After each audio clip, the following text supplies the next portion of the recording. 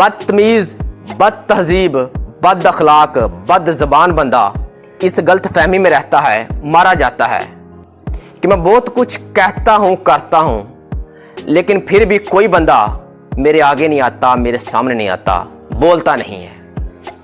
पहले मैं आपको ये बता दूँ कि माज़रत के साथ मेरा मकसद किसी बंदे को तज़लील करना नहीं है, लेकिन जब मैं माहौल को देखता हूँ, माशरे को देखता हूँ, फिर ऐसे जुमलों का इस्तेमाल करना, लफ्ज़ों का इंतखाब करना, चुनाव करना मजबूरी बन जाता है।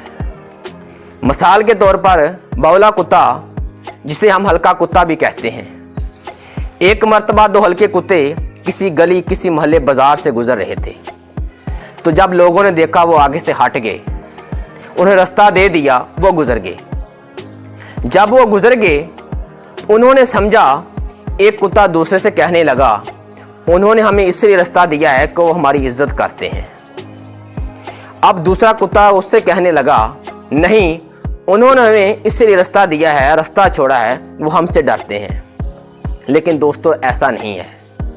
लोगों ने तो इसलिए रास्ता छोड़ा, इसलिए उन्हें जाने दिया, गुजरने दिया कि वो कहते हैं कुत्तों के मुंह क्या लगना। तो बिल्कुल इसी तरह दोस्तों, लोग भी बदतमीज़, बद तहजीब, बद अखलाक, बद ज़बान बंदे के मुंह नहीं लगते।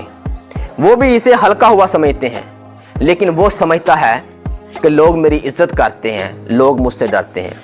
अगर ऐसी बात है, ऐसी सोच है, तो वो सुन ले जनाब, लोग ऐसे बंदे की कोई इज्जत नहीं करते, और ना ही ऐसे बंदे की कोई इज्जत होती है, और ना ही लोग डरते हैं। वो इसलिए उसके आगे नहीं बोलते, वो कहते हैं हल्का हुआ है, पता नहीं कब काट ले। तो दोस्तों, मैं कहता हूँ, अपने अखलाक को ठीक करें, बेहतर करें, क्योंकि लोग किसी कुत्ते को मुँह नहीं लगाते, बंदे को मुँह लगाते हैं।